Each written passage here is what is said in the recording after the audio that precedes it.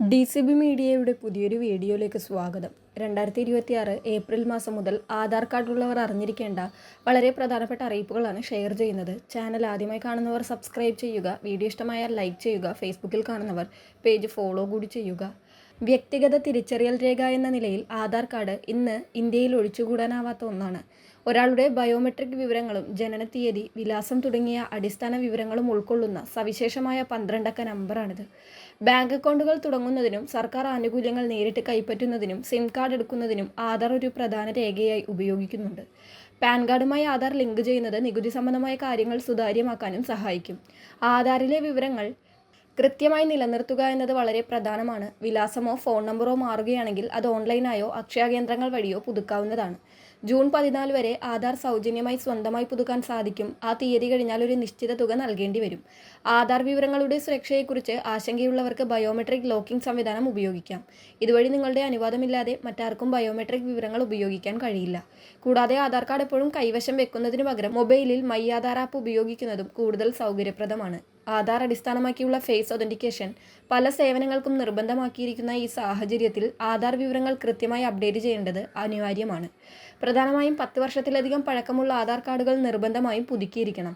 കാലപ്പഴക്കം കാരണം ആധാറിലെ വിവരങ്ങളിലോ ബയോമെട്രിക് അടയാളങ്ങളിലോ മാറ്റം വരാൻ സാധ്യതയുള്ളതിനാലാണിത്.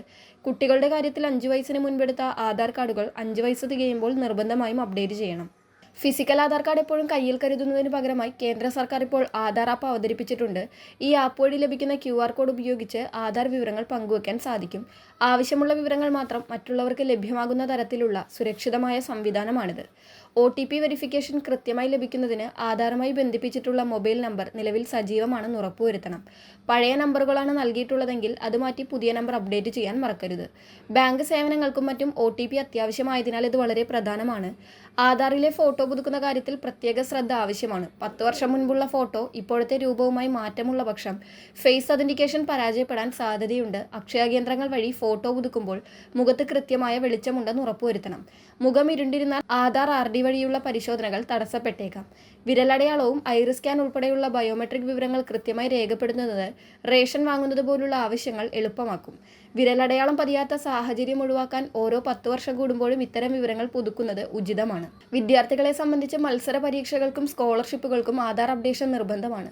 5 വയസ്സിന് മുൻപ് ആധാർ എടുത്ത കുട്ടികൾ 5 വയസ്സ് കഴിഞ്ഞാലുടൻ ബയോമെട്രിക് വിവരങ്ങൾ ചേർക്കണം. 7 വയസ്സിനുള്ളിലാണ് ഇത് ചെയ്യുന്നതെങ്കിൽ തികച്ചും സൗജന്യമായിരിക്കും. അതുപോലെ 15 വയസ്സ് കഴിഞ്ഞവർ 17 വയസ്സിനുള്ളിൽ ആധാർ വിവരങ്ങൾ പുതുക്കിയാൽ അധിക ഫീസ് നൽകേണ്ടതില്ല.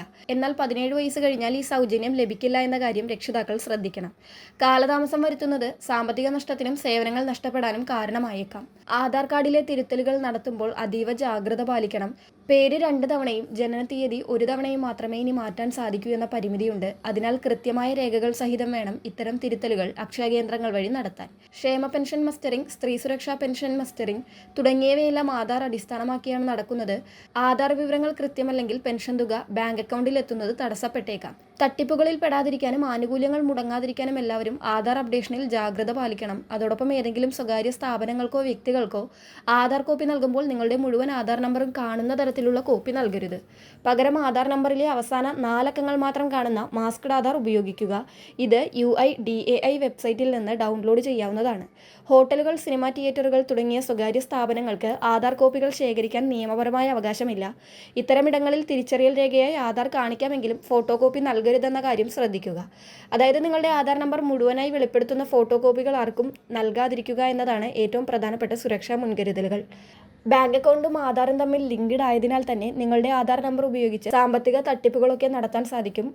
അതിൻ്റെ അടിസ്ഥാനത്തിൽ നിങ്ങളുടെ അക്കൗണ്ട് കാലിയാവുകയും ചെയ്യും. അതിനാൽ ഇക്കാര്യങ്ങളെല്ലാം എല്ലാവരും പ്രത്യേകം ശ്രദ്ധിക്കുക. വളരെ പ്രധാനപ്പെട്ട ഈ ഒരു ഇൻഫർമേഷൻ മറ്റുള്ളവർക്ക് കൂടി ഷെയർ ചെയ്യുക.